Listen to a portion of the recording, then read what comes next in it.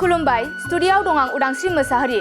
केपस्टन English school जर्डानपुर फरायसालिया देग्लायनि HSLC आनजादाव उथ्रिसार जानो हानाय फरायसाफोरखौ बरायदों।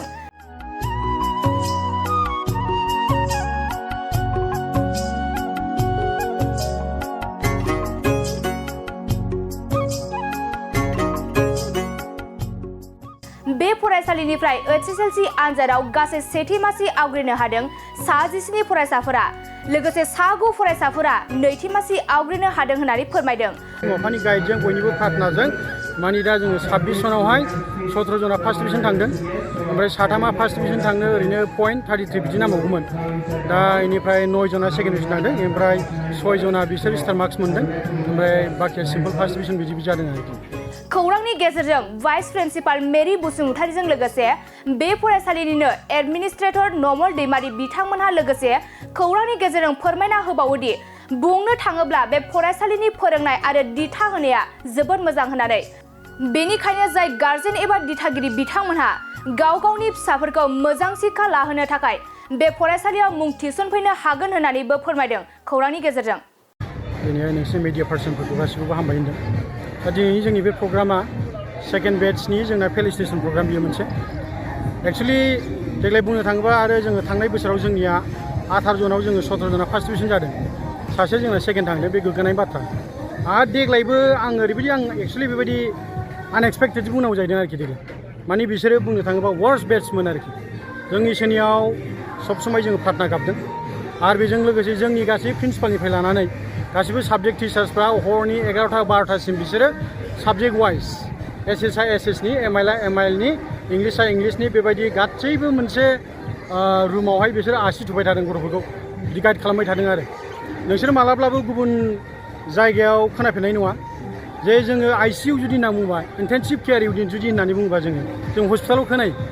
नाथाय जोंना केपस्टन इंलिश स्कुलाव जोङो बे देग्लायनि पास आउट जानाय स्टुडेन्टफोरनि थाखाय बिसोरो वर्स्ट बेट्सखायनो सबसे गाज्रिसिन बेट्सखाय जोङो ICU जोङो मोनसे रुम जों क्रिएट खालामनांदों आरोखि इन्टेनसिभ केयार इउनिट आरोखि। बे इन्टेनसिभ केयार इउनिटआव बे रुमावहाय जोङो प्रिन्सिपालनिफ्राय लानानै बिथाङा दिनै एडभान्स जिअ'ग्राफि फोरोङो, सोरबाया एडभान्स मेथ्स, सोरबाया मेथ्स बिदि फोरोङो। दा आं एडमिनिस्ट्रेटर सासे जानानै आंनो हरनि 11टा 12टासिम जोंनि टिचार्सफोर थाफानानै गावबागाव साबजेक्टखौ जोङो फोरोंदों आरो बिनिफ्राय जों आसा गैथारै गथ'फ्रा जोंनि गाइडजों बिमा-बिफानि गाइडजों बयनिबो प्रार्थनाजों मानि दा जोङो 26 जनावहाय 17 जना फार्स्ट डिभिजन थांदों ओमफ्राय 3 फार्स्ट डिभिजन थांनो ओरैनो पॉइंट 33 बिदि नांबावगौमोन। दा इनिफ्राय 9 जना सेकेन्ड डिभिजन थांदों ओमफ्राय 6 जना बिसोर स्टार मार्क्स मोनदों ओमफ्राय बाखिया सिम्पल फार्स्ट डिभिजन बिदि जादों आरोखि। ओमफ्राय आं बेखौनो बुंनो लुबैदों जेनेबा दा जाय गार्जेनफ्रा जोंखौहाय सापर्ट खालामबाय बोसोरफ्रामबो सापर्ट खालामगासिनोखा आरो नैबे फैगौ बोसोराव दा देग्लाय जेरैहाय जोंहा 340 स्टुडेन्टस दङ ओमफ्राय हस्टेलाव जोंहा 110 स्टुडेन्टस दङ आरोखि एट प्रेजेन्टआवहाय ओमफ्राय अल आसामनिफ्राय जेरै आं बुंबाय थायो बेबायदिनो दङ। दा मोनसे गोग्गाथाव बाथ्राया बे जोङो जुदि सोरबा गथ'आ जोंनियाव फार्स्ट फैजेननायाव 90% बा 95% मोनखानाय गथ'खौ लाखिनानै जुदि स्टार मार्क्स बा जोङो डिस्टिंसन जुदि मोनहोनो हानायबा बियो गिदिर खोथा नङा आंनि थाखाय। खिन्थु जाय गथ'आ फार्स्टआव फैजेननायाव आंनावहाय नैबे रेकर्ड दङ बाहाय आं बेखौ बोलानानै देखायला बबे स्कुलनिफ्राय फैदों बे गथ'फ्रा बेसेबां मोनदों बे गासिबो आंनावहाय डिटेल्स रिपर्टआ आंनाव दंजोबो आरोखि। दा बिसोरो 05, 02, 03 जोंना प्रिन्सिपाला मिथिगौ बेबायदि आरोखि।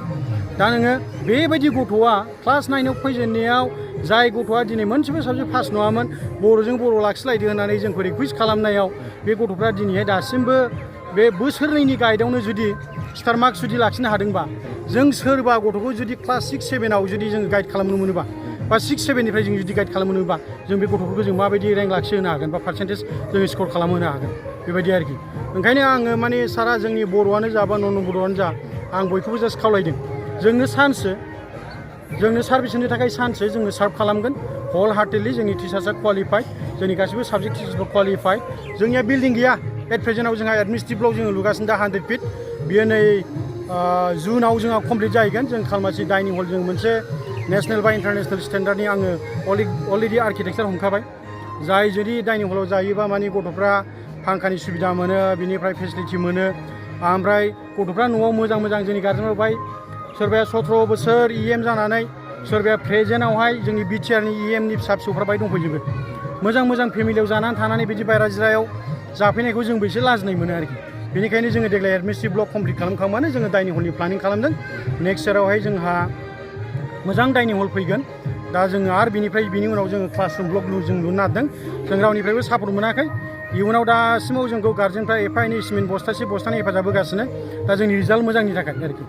आरो देग्लायनिफ्राय लानानै देग्लाय सेकेन्ड डिभिजन जादों फैगौआव जुदि मेट्रिक फाइनाल थायोबा जोंनियाव सेकेन्ड डिभिजन सासेबो गथ'फोर थानाय नङा आरो प्रेजेन्ट 10आ जोंनि फाउन्डेसन गथ'फोर नैबे दानि 10आ जोंनि कालेक्सन स्टुडेन्ट बिसोर कालेक्टिभलि बेवहाय जमा जादों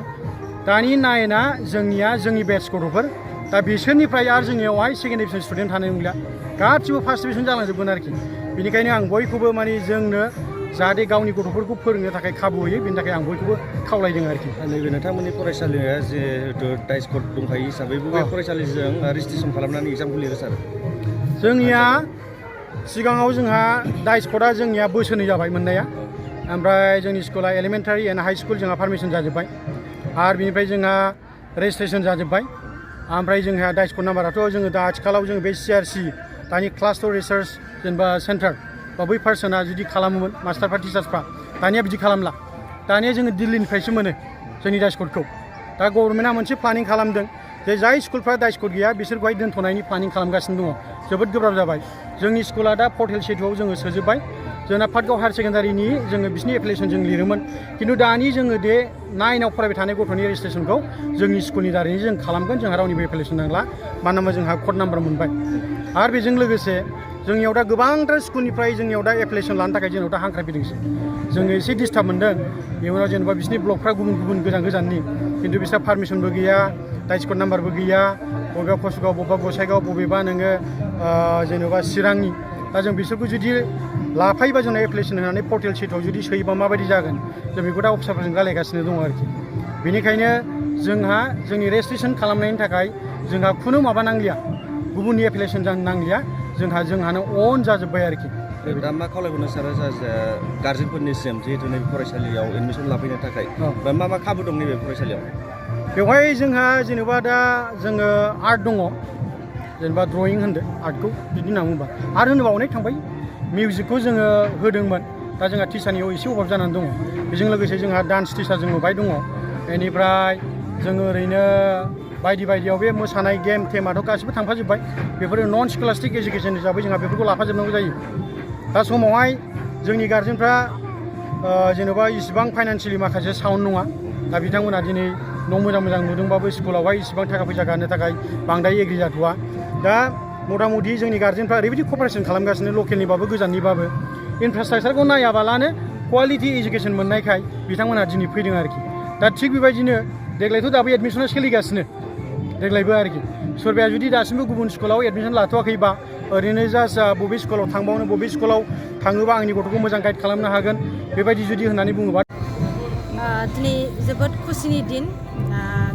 HSLC नि सेकेन्ड बेच रिजाल्टआ जेन' मोजां जानानै मोनबाय माने जोङो एसे देग्लाय बे बेचआ उइकखाय जोङो एसे डाउट जादोंमोन अब्लाबो इसोरनि अननायजों आरो गावसिनि नाजानायजों मोजां रिजाल्ट खालामबाय बिनिखायनो जोङो दिनैनि बे फेलिसिटेसन प्रग्रामखौ खालामनाय जादों आरो सिगाङावनो इसोरखौ हामबायहोदों आरो नायगिरि नोंथांमोन साफ्रोमखौबो हामबायहोदों आरो आंनि मेसेजआ बेनो कि दा माने खस्थ'नि फिथाइया गोदै बेखौ बुंनो गोनां जागोन जोङो आं बेखौनो मेसेज होनो लुगैयो बयनिबो सिगाङावहाय रायजो राजा नोंथांमोन नायगिरिनि सिगाङाव जोङो बिदिनो हार्ड लेबार खालामनांगौ आरो गथ'फोरखौबो जोङो हानायमानि सिगांथिं आवगायलांनो थाखाय जोङो साजेसन खालामबाय थानांगौ गथ'फोरखौ जेब्लायबो जोङो मोजाङै गाइड खालामबाय थानांगौ बिसोरो माने गासैखौबो भबिसतखौ सानजोबनो हाया जायो बेनिखायनो जोङो एज ए टिचार जानानै आरो जेन'बा एल्डारलि पार्सन जानानै बा पेरेन्टस जानानै जोङो बिसोरखौ जेब्लायबो सिगांथिं लामा दिन्थिलांनाया जोंनि खामानि बेनिखायनो आङो साफ्रोमखौबो खावलायदों बे मेसेजनि गेजेरजों बा बे निउस चेनेलनि गेजेरजों नोंथांमोन साफ्रोमबो बेबायदिनो जोंनि स्कुलावहाय बेबायदि एडमिसन होफैनो हागोन गथ'फोरखौ जोंनो बेबायदि प्लेटफर्म बा बेबायदि सुबिदा सुजुग होनायनि थाखाय साफ्रोमखौबो बिथांमोनखौ हामबायहोदों साफ्रोमबो पेरेन्टसफोरखौ जोंनि स्कुलाव एडमिट खालामनायनि थाखाय आरो आसा खालामो गुबुन बोसोरफ्रावबो दिनफ्रावबो बेबायदिनो जोंनो बेबायदि सुबिदाखौ होगोन जोङो क्वालिटि इडुकेसन जोङो होगासिनो दङ आरो जोङो आसा खालामो साफ्रोमबो बिथांमोना जोंखौ सापर्ट होगोन कपारेसन होगोन गथ'फोर हरनायनि दुवारै आरो जोंबो जोंनि जे टेलेन्टसफोरखौ जे एक्सप'ज खालामनो हायो गथ'फोरखौ फोरोंनायनि दुवारै एसेनोसै हस्टेल फेसिलिटियाबो दङ बयस गार्लस जोङो 200 केपासिटि दङ दायो 110 गथ'फ्रा दङ बथ बयस एन्ड गार्लस ओमफ्राय जोङो बिराद मोजाङै डिउटि खालामो गथ'फोरखौ माने स्टाडि जोंहा हस्टेलाव थायोबानो गुबुन एक्सट्रा टिउसन लानो गोनां गैया गोबां बांसिन स्टाफानो हस्टेलाव थानाय जायो आरो फुं मोना बिसोरखौ आसि थुयो आरो जायफ्रा रोंथारा दुरबल बेखौबो जोङो आलदा ग्रुप लानानै जोङो टिचारफ्रा फोरोंनाय जायो हार्ड लेबार खालामनाय जायो आरो जोंनि इनस्टिटिउसना जेरै एडमिन बा सामलायगिरिफ्रा जेरैबायदि बिथोन होदों टिचार्सफ्राव बेबायदिनो हार्ड लेबार खालामनानै बिसोरो माने जथेस्थ' जोंखौ हेफाजाब होगासिनो आरो बेबायदिनो गोबां गथ'फ्रा रोंथारिया जोंनि हस्टेलाव दोनफैनानै बे स्कुलाव केपस्टन इंलिश स्कुल हस्टेलाव दोनफैनानै माने बहुत इमप्रुभ जागासिनो दङ आरो गुबुन गुबुन दाब दाब गोजान गोजान जायगानिफ्रायबो माने दोनफैगासिनो आरो मोजां फिथाइखौबो बिथांमोना मोनगासिनो बेनिखायनो आसा खालामदों जायफ्रा दासिमबो गोनो गोथो जानानै दङब्ला बबाव मोजां स्कुल दं बबाव मोजां हस्टेल गाइड खालामग्रा दं बेबायदि गोनो गोथो जायोबा मस्ट वेलकाम दासिमबो जोङो रेडि नोंसिनि गथ'फोरखौहाय बेबायदि क्वालिटि इडुकेसन होनो थाखाय गोजोन्थों हामबायसै मोनसे गोजोनथाव खौरां नोंथाङा नोंथांनि न'खौ समायना रमायना जोंख्लाब माख्लाब खालामनो गोसो दं नामा थारैनो नोंथाङा नोंथांनि न'खौ समायना रमायना साजायनो गोसो दंब्ला नोंथांमोननि थाखाय बिजनेस बेन्स प्रडाक्ट्स कम्पानिया गोजोनथाव खौरां लानानै फैदों गोदान बोसोर रंजालि बैसागु फोरबोजों लोब्बा लाखिनानै बेन्स प्रडाक्ट्स कम्पानिया नोंथांमोननि थाखाय अफार होनाय जादों चिरां जिल्ला बेंटल गेट 27 राजा लामानि एबा सिबिथाय लामानि साखाथियाव नोंथांनि न'खौ समायना रमायना खालामनो गोसो जानाय रायजो राजाफोरनि थाखाय बिजनेस बेन्स प्रडाक्ट्सआ लानानै फैदों गोजोनथाव खौरां पलिग्रेनाइट WPC एबा PVC wooden flooring wallpaper steel roofing soffit ceiling बायदि गाबनि न' साजायग्रा खम बेसेनावनो नोंथांमोना बायनानै लांफैनो हागोन बेनि अनगायैबो नोंथाङा गोबां बाथ्रा मिथिनो थाखाय नैबे 8474015053 जानबुं नम्बरनि गेजेरजों नोंथाङा फन खालामनानै मिथिनो हागोन